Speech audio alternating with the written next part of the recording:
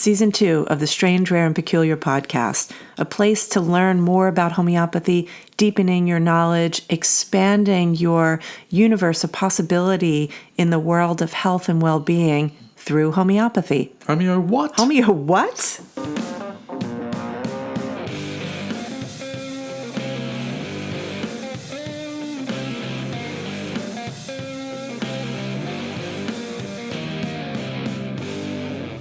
Good afternoon. Hello. Good morning. And Good evening. you know what? Actually, it's appropriate that you're that we're starting it this way because it is 8:10 p.m.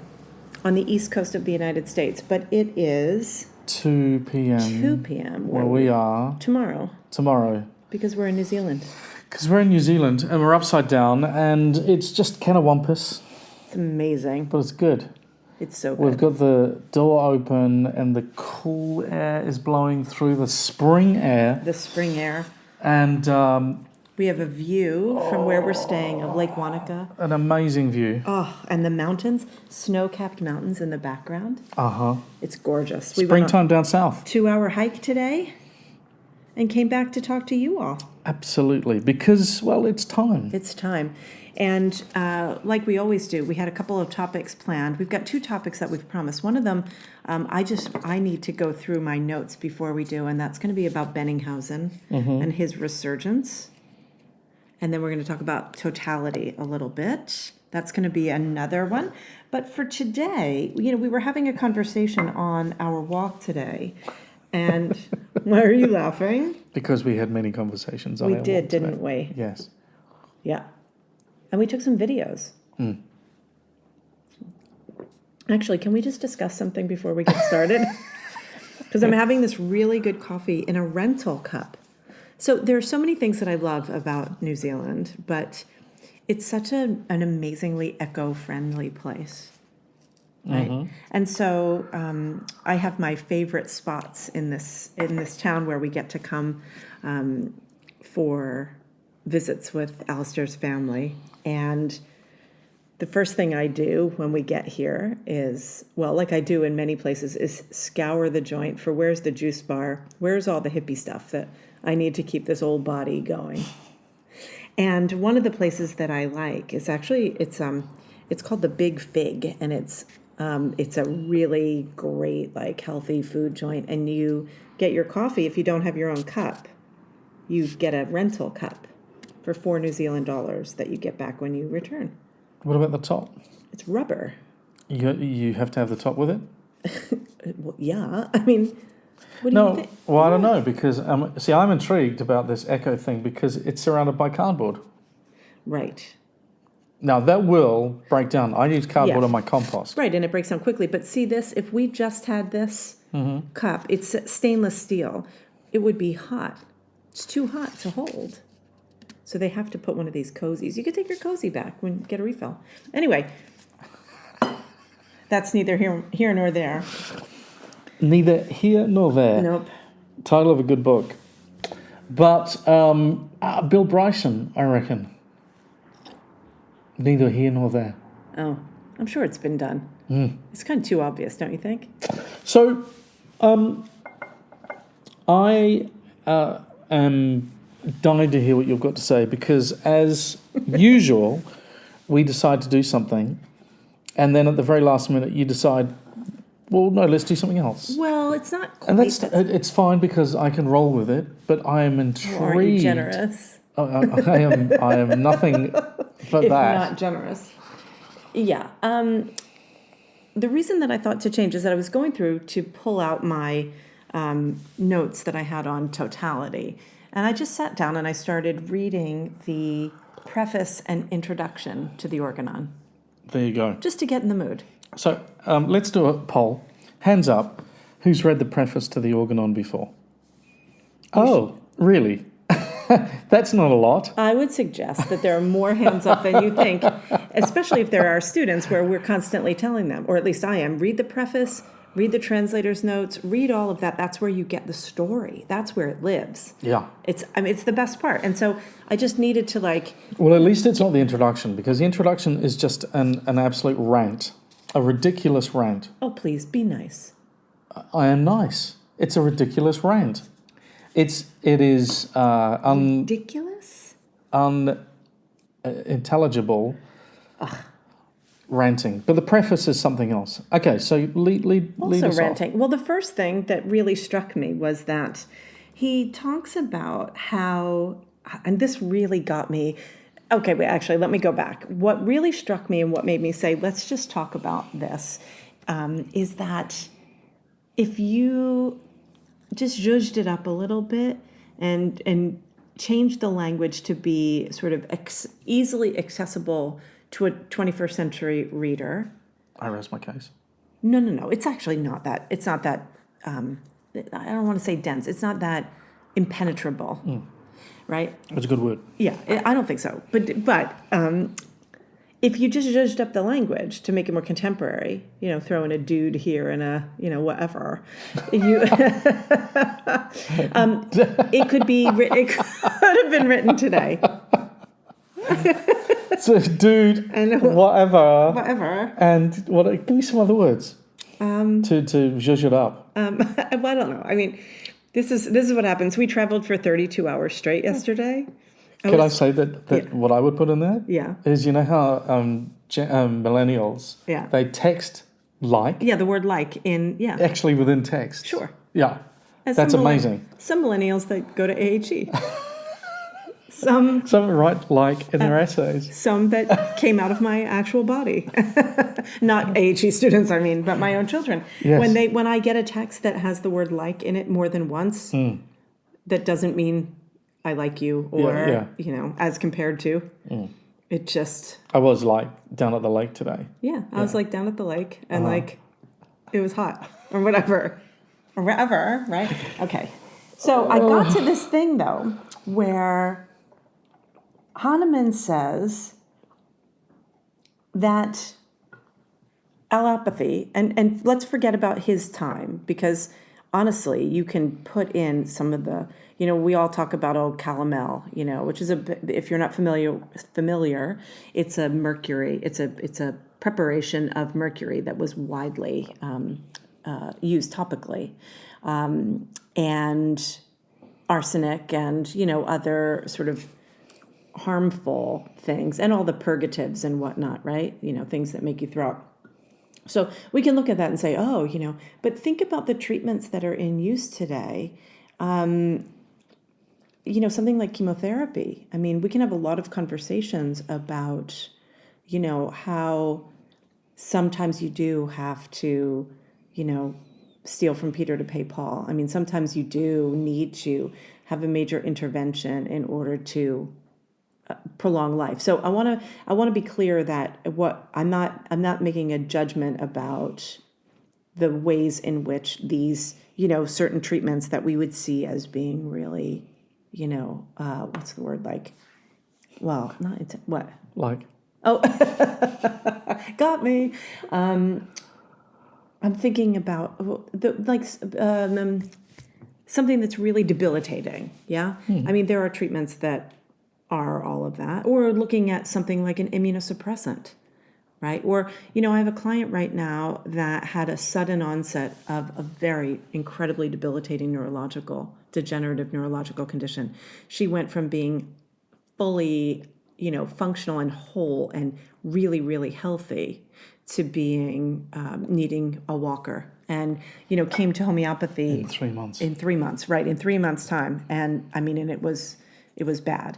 And came to homeopathy when her symptoms were really, really set in. So, when we were talking about her options, one of the options was a steroid, a particular intervention using high-dose steroids intermittently for a short period of time. And I actually suggested she do it. Yeah. So for me, some context for this topic, because about, I'd say 6 minutes ago, you said take totality. Yeah. And then you've now been on 7, might be 8 different strands of distraction. No, I haven't. My hands on my hips right now, no, I have not. So start. Hang on, I'm getting to the point of what he says. Okay. All right. Do you remember yesterday? when you were talking about we're having to modify one of our research proposals. No, it was actually this morning we were having coffee. And I interrupted you, and you said, oh, no, I lost it. Oh, yeah, because I can't stand being interrupted. I rest my case. All right, Okay, anyway. off you go. So but the thing is that when I was saying about how Hahnemann, he comes to this place where he's trying to point out that the system doesn't work, sort of as a whole. And what I found so compelling is that he talks about The medical system. The medical system Of his his time. age. Okay, got of it. his age. And he talks about false authority, treatment justifications based on prejudice and false authority. And it got me thinking about how right now, we get, homeopaths are sometimes considered, homeopathy is sometimes considered the modality of last resort, isn't it? People come to us after they've tried everything. They've been poked and prodded and, given all sorts of medicines. And they're in, a bit of a broken down energetic state when they arrive. And we've got to do some heavy lifting, right? And the thing is that a lot of the time they'll say to us that their doctor doesn't know what else to do. And I realized, and I think, I see this a lot in my practice because I mostly deal with autoimmunity, or a large chunk of the complicated cases that come across my desk are about, various types of autoimmunity. And the medical establishment, for all of its trying, the major thing that they're able to do is shut down the immune system. Like, that's the win. That's the big win, which even most, really good docs are going to acknowledge it's not necessarily the best option. Yeah, but it's the best they have. And I think Hahnemann is sort of saying this exactly, but there's this underlying sort of political message that really struck me, which is this idea that if you are in a position of authority, you can get away with so much more. I know I'm stating the obvious. I know there are people who are sitting there going, duh, Denise, right? But just think about this, because as homeopaths, we must be held to a higher standard, because we have to get past there's nothing in your medicine, or you people are all a bunch of quacks and nuts, and in ways that other modalities don't have to. That's it just really hit me. And I don't know, maybe there are people who think about that a lot of the time. We certainly talk about that when issues come up around if one homeopath gets in trouble, we all get in trouble, whereas how many, idiopathic atrocities are occurring in the medical world where people say, yeah, unless there's gross negligence, Yeah, medical misadventure is normalized. Yeah. And yet an adverse reaction in homeopathy is, stop the traffic. Exactly. Your hair's on fire. Right. I wonder, but it can only be that way. When I know that we're a 230-year-old, 40-year-old medical modality, whole healing system, and yet, from a contemporary point of view, we are pushing to get in. We are knocking on the door. Yeah, still.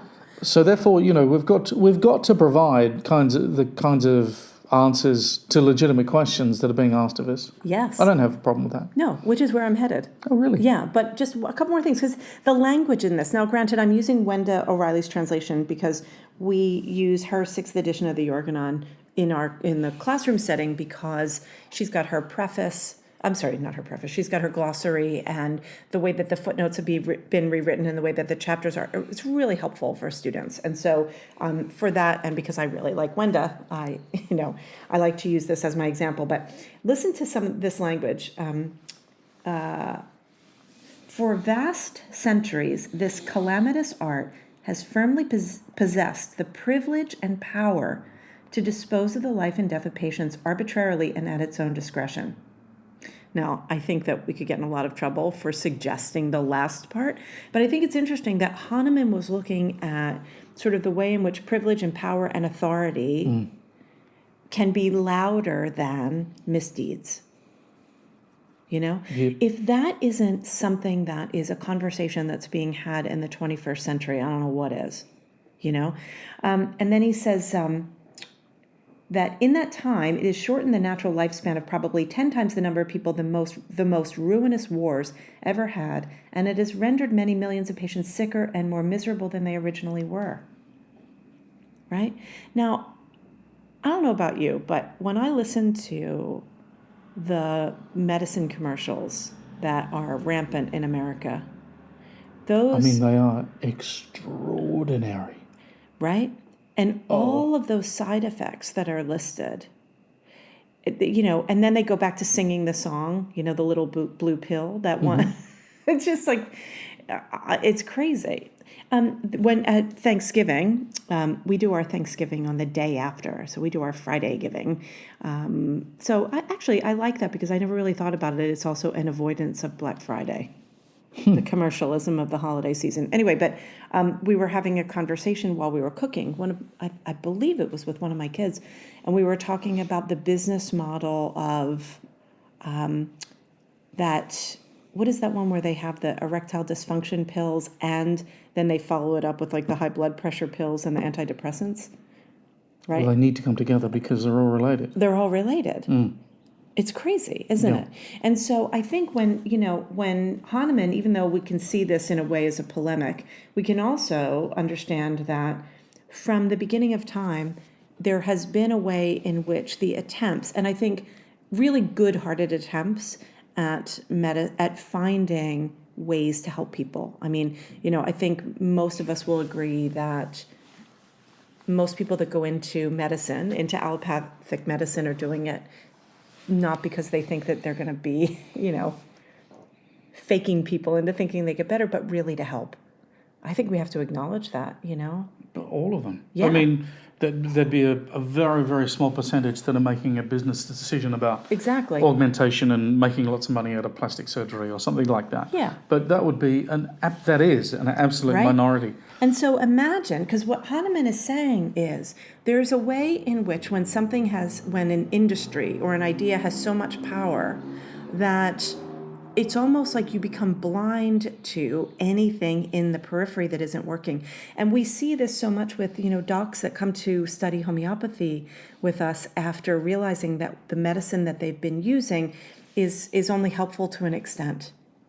Now, and I always give a caveat because, antibiotics saved my life just a year and a half ago.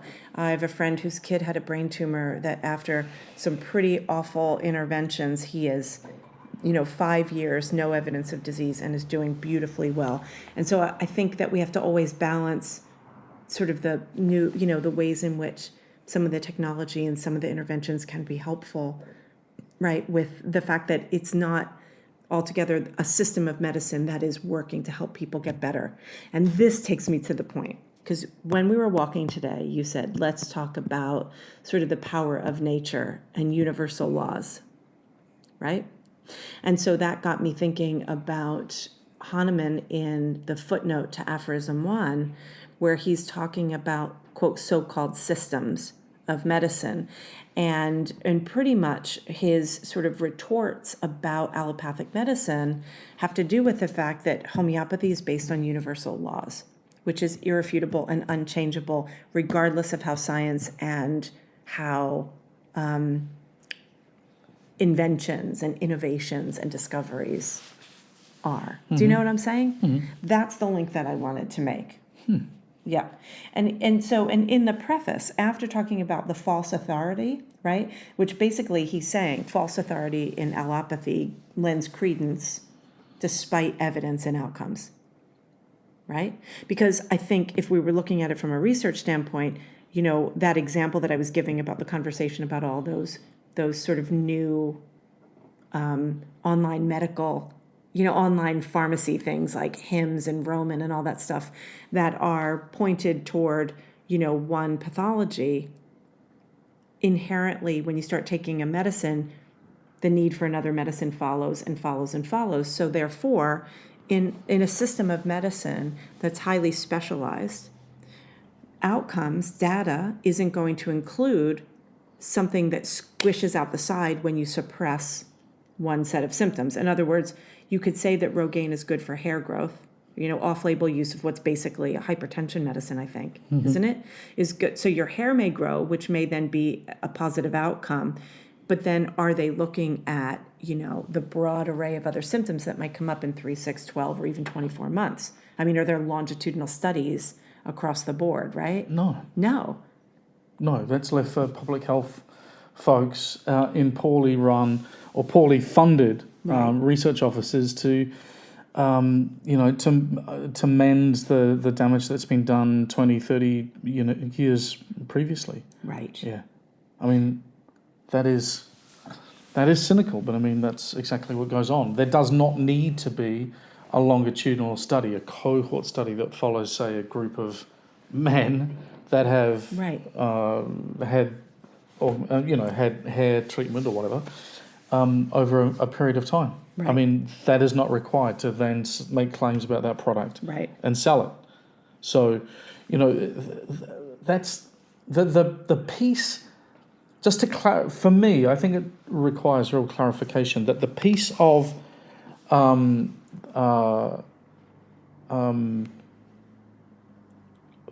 practice of medicine, which is so mistrusted, and is the pharmaceutical core, is the pharmaceutical industry, not, as you said before, some of those amazing surgical techniques, some of the extraordinary and useful things that are happening with ophthalmology and, just the range of surgical procedures and amazing use of technology to augment and improve people's health. And the humans, the healers. Right.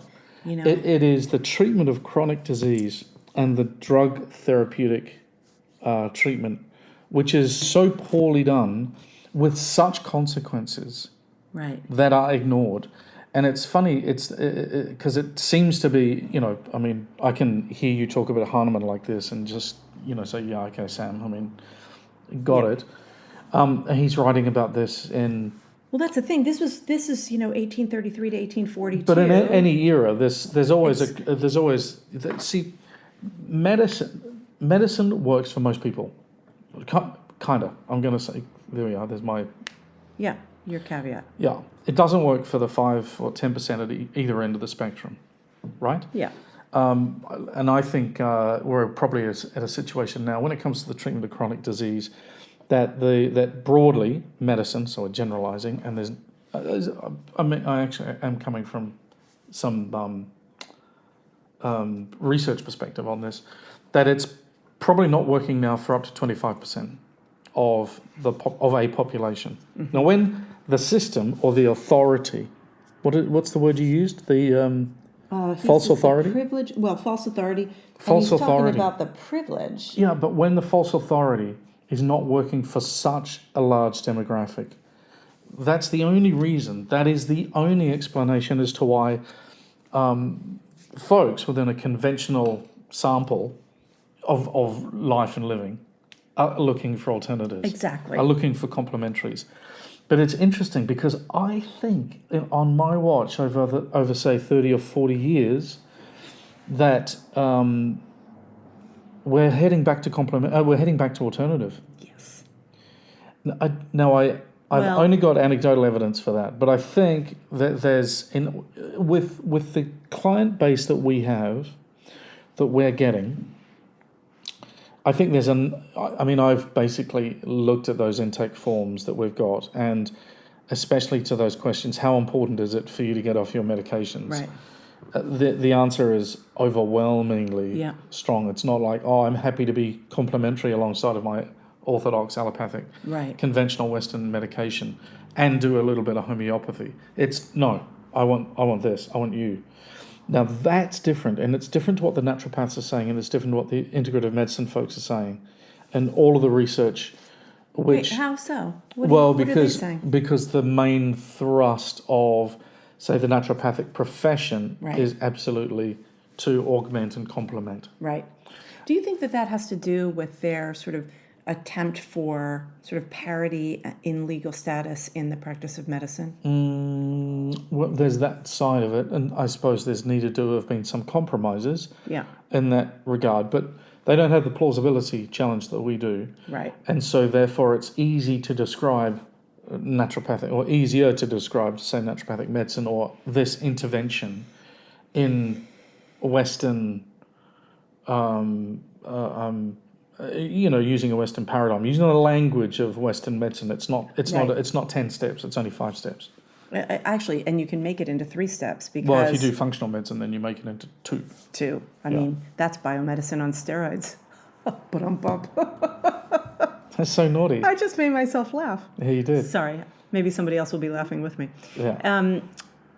So this is you're taking the like it's like I've got salami here and I'm pulling you toward me. Oh. Yeah, I said the magic word.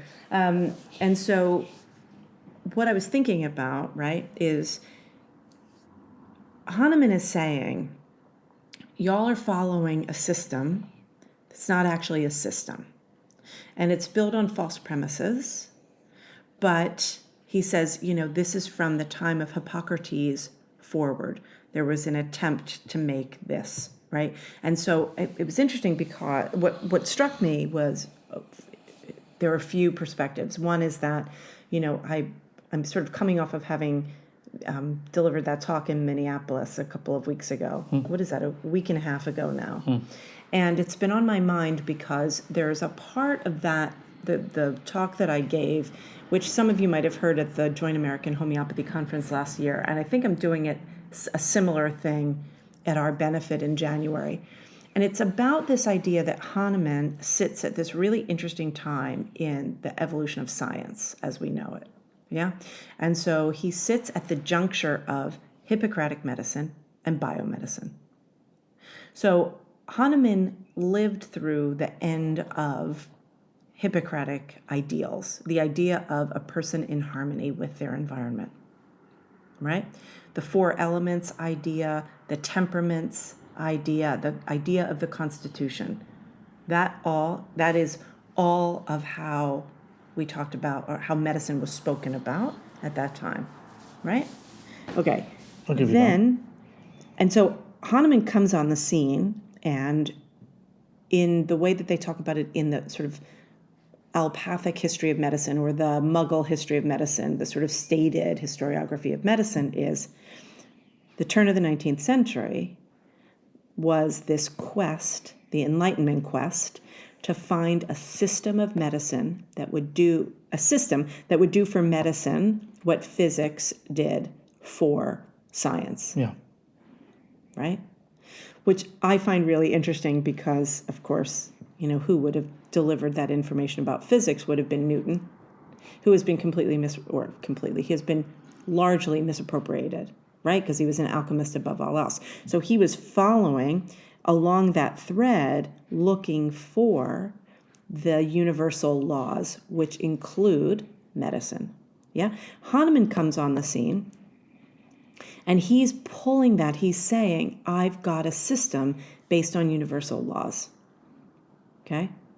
Now, he's saying that, and it's because I want to go back to this preface again.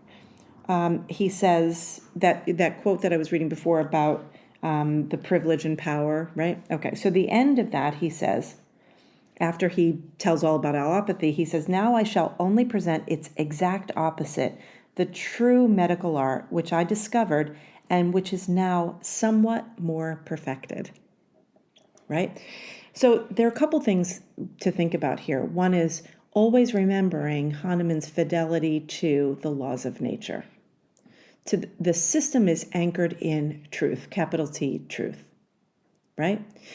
Also interesting is the way that he says somewhat more perfected. That is a straight up alchemical term. The perfection of form is an alchemical term.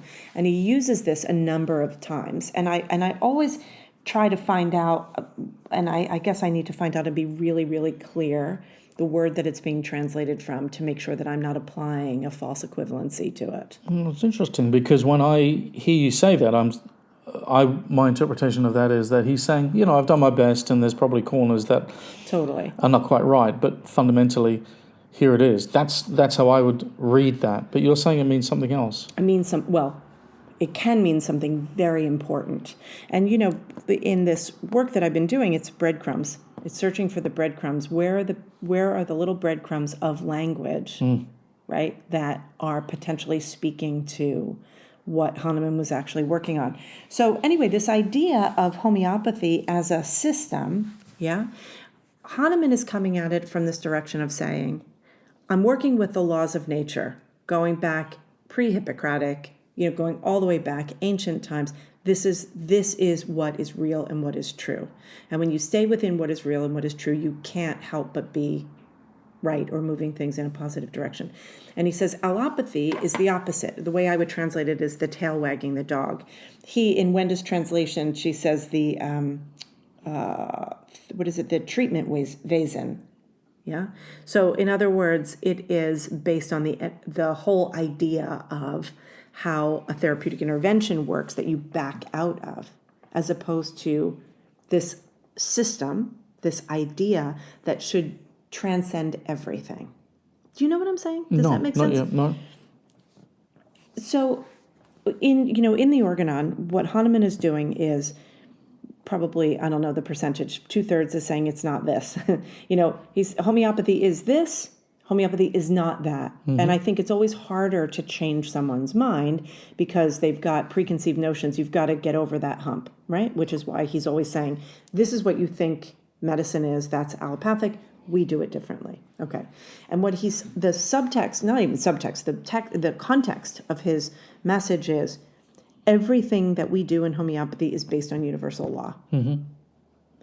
Everything that is happening in allopathy came together through the treatment itself. So you find a treatment and you try to attach it to a system. You try to fit it into something. Okay? And he takes it one step forward because he says that, what? I said, huh. Do you get what I'm saying? Yeah. Okay. And then he says, basically that it's arbitrary, that there isn't an actual system that fits together. It's based on discoveries and it's constantly changing, right? So it doesn't have an anchor. And he says, basically that it fancied itself to be scientific, which again, it begs the question about what is science. And I think, the way that I started this discussion today was about language and how we can take Hahnemann, give him a few likes and amazings and all of that, and put him into make it sound 21st century, and the message is exactly the same as what we're finding in the system, right? Well, he's saying that, here again is another language bit about being scientific, that these people back in his time fancied themselves to be scientific. In other words, they were cutting edge. And what he was saying is, they're saying that they remove the cause, right? That was, that's what happened right up around Hahnemann's death, and then long after, was this whole idea of trying to find the focal point of disease, right? It was an etiological basis of disease. That's what biomedicine came to. How do you find it and then kill it, right? And so he's saying that this cause removal, it's made up. It's made up out of, fluff, because disease is dynamic. Therefore, what are you going to find? Anything that you find that is of a material basis, it can't be helpful because it will naturally have gone through a transformative process, because you're finding it after some, sort of negative consequence to the anatomy and physiology has happened. Right? Does that make sense? It does. You don't have anything else to say about it? No, I'm chewing on it. This is a podcast, though. It gets really boring if you don't talk. Your input is really important. No, I'm hearing you say that for the first time. Really? The first time? Yeah. Say it back to me. Tell me what you think. Say it in your words, because I'm curious what you've heard then. Well, I'm a little jet-lagged. Please. Come on. No, I love what you were just saying about making observations, making clinical decisions, seeing some things work, and then attaching a theory to it. Right. I've not heard that said before, because there's a piece of that that's empiricism, Like, it works because I've seen it work. Right, but it's mostly rational. Right. It's mostly rational. That's what's interesting. I think we just gave everyone sort of a pass to not have to read Harris Coulter's 4-volume set of bricks on the history of medicine, reimagined through the lens of, if homeopaths had been the winners. Right? Because he's rethinking rational medicine. Yeah. I dog my way through it. Did you? Yeah, not all of it. I mean, I would die halfway through each chapter, and then I'd have to be revived once again. Anyway, so can we have one small little topic, and I think then we'll end a little early today because you clearly need a nap. The other thing is going back through the introduction again. It never gets old, this Organon, but he talks about how, first of all, this sentence kind of threw me. As long as humanity has existed, people have been exposed, individually or collectively, to illnesses from, you ready? Physical or moral causes. Mm-hmm. Yeah. We'll just leave that. Why leave it? Okay, let's talk about it. Well, I mean, it seems kind of obvious that your decisions impact on what you do and what you get. But yeah, totally. And leading up to that part, I mean, diseases where you made the gods angry. I mean, we can agree on all that. Yeah. But further to that, I mean, I guess the part that I was like, if we're gonna open that door, is this idea of sort of morality involved with disease and energetic or dynamic disease becomes a really interesting thing to look at, because you then have to start looking at the question of miasma, right? Because Hahnemann understood infectious disease before we had a term beyond miasma, right? Bad air, and the acquisition of a miasmatic disease, right? And what he would then say a morbific agent, we would now say, I got a germ, I caught a bug, Mm-hmm. I got a virus. Mm-hmm. Okay. Exactly. But when you take that and you add into it, individual or collective diseases, illnesses from physical or moral causes. If you look at a collective disease like an epidemic, and then you add in a moral cause, I mean, that kind of harkens to the God is punishing us sort of idea. I mean, and I guess you then add in like what he says in, is it in aphorism 100 or 101? I think it's 100, where he talks about meteoric and telluric, right? So earth and, heavenly influences on, disease. But I don't see that as necessarily such a dramatic statement. I mean, if you're talking about the recent pandemic and looking for, you're looking at it through various lenses, and if you're looking at, say, some psychological or energetic lens, you can just see that, we are a planet out of balance. Well, for sure. And to knock off, however many million folks got it, 677 million people got COVID, and whatever percentage of that, I don't perished. know the numbers. Yeah. There's I don't know, it's not too large a step to talk about overpopulation, morality, and everything in between. Well, he goes on to say then, I think this is so interesting, in the raw state of nature, few means of aid were needed, since the simple way of life admitted but few diseases. With civilization, however, the occasions for falling ill and the need for help against diseases grew in equal measure. From then on, soon after Hippocrates, therefore, for 2,500 years, people have occupied themselves with the treatment of ever more self-multiplying diseases. In puzzling out how to help, using intellect and presumptions, they allowed themselves to be seduced by their vanity. Countless differing views about the nature of diseases and their redress sprang from so many different heads.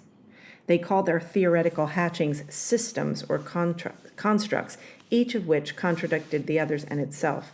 Each of these subtle portrayals sent the reader initially into a stupefied amazement on account of the incomprehensible wisdom contained within it. Anyway, it goes on.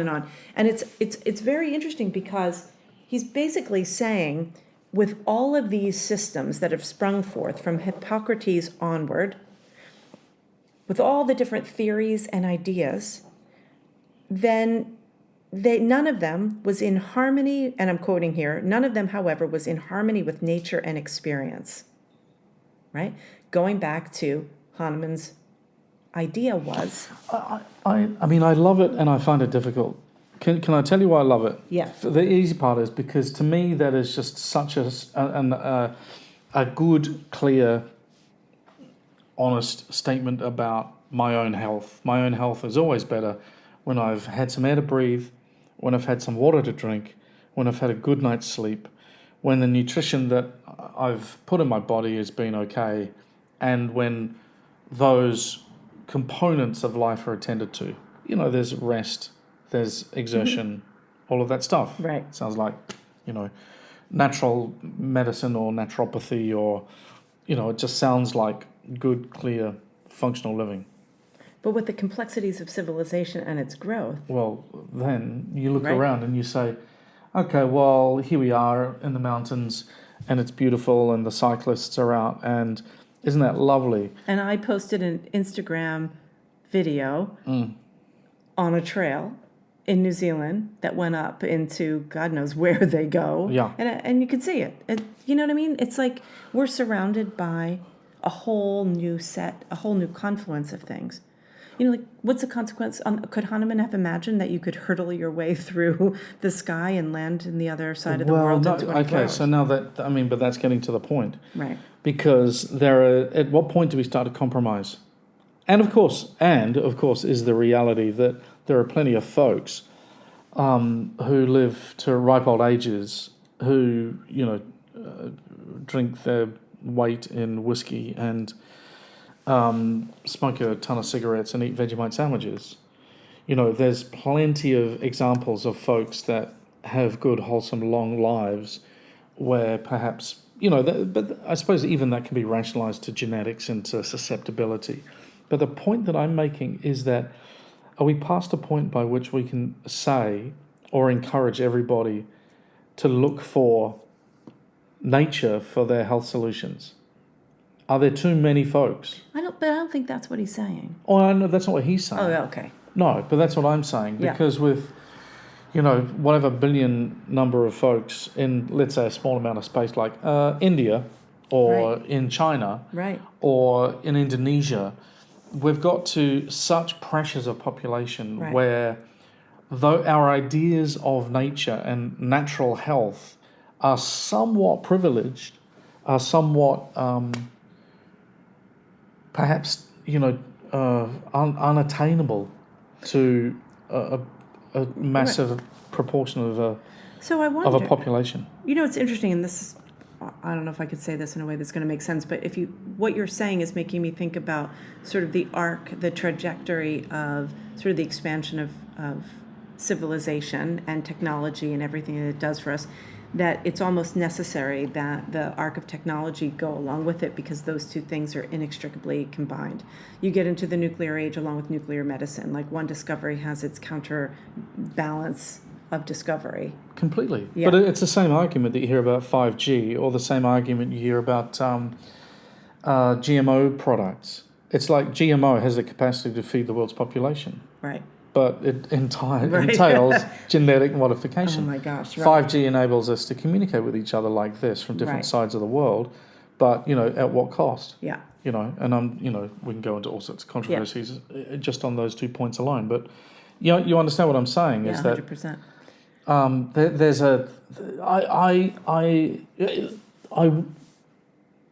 I've heard and integrated the comment that organic food, to focus and to live one's life and eat organically, is selfish. Mm-hmm. You know, because that is expensive and unavailable and unsustainable for some folks. Right. You know what I'm saying? Totally. So put all of that together, and I think I'm just sort of landing in this place of you know, health is maybe just health and having the capacity to live a healthful life is an absolute privilege. You've got to be grateful for it every day. Oh my gosh, it's totally true. And along the way, if we just kind of, as we wrap up, talk about where Hahnemann was going, because I think it's this idea that he's saying, he's carving out a really narrow slice of the scientific pie. In other words, what he's saying is, Actually, he says it here in another part of the introduction where he says, without failing to recognize the merits which many physicians have earned in the sciences that are auxiliary to medicine, the natural sciences of physics and chemistry and the different branches of natural history, particularly that relating to human beings in anthropology, physiology, anatomy, etc., I am dealing here only with the practical art of medicine, with cure itself, in order to show how diseases up until now were imperfectly treated. Okay? And so I think that idea that homeopathy is a system that was developed in harmony with the laws of the universe, not just nature, right? But the laws of the universe. And this is where, this idea of Hahnemann solved a really big problem. But he died at the point where everything in the reductionistic, allopathic, biomedical world took off, And as I've said in many of my talks, you can't unscramble that egg, or you can't put that toothpaste back in the tube, or whatever metaphor you want to use. Biomedicine, that reductionistic paradigm, is now inherently baked into homeopathy and how it's practiced, right? But at the end of the day, to go back and to really just kind of think about what was Hahnemann trying to say and where was he going, right? Where was he headed with it? I think is what we sort of need to collectively do in order to take it further. Well, as I noodle on the things that I noodle on.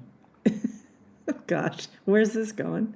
No, it's just, Noodle the man. types of questions that I have that interest me and that, in my quiet moments that I chew on and try and work out. Hahnemann is still relevant. He generally provides guidance or a historic precedent. Yeah, absolutely. I'm really impressed the way you have got me to think about the preface and the introduction to the Organon. Thanks. No worries. Yeah. I mean, don't get me wrong. I always start the Organon from aphorism 1. That introduction is tough for me. Really? Yeah. See, I wonder if part of, just the training I underwent in my, studies of being a historian of medicine, I like, I just threw in a like. Did you hear that? No, I didn't. But I can't, it changed everything about the way that I interact with homeopathy, because you can't sort of learn the contextual arrangement of everything and still have a hagiographic view of Hahnemann. In other words, we can't sort of just turn him into some sort of infallible saint without seeing him in context, because not to take away from who Hahnemann is, right, and to elevate him, but to say he was a product of his time, which means that the arguments that he was making were relative to what was happening then, but also he was influenced by so many factors, and so much of his his incredible polymath genius is baked into it. Anyway, that's it for the jet lag version of Strange, Rare, and Peculiar. Peculiar, strange, and rare. Yeah. Yeah. All right. Good stuff. Let's do another one. All right. What now?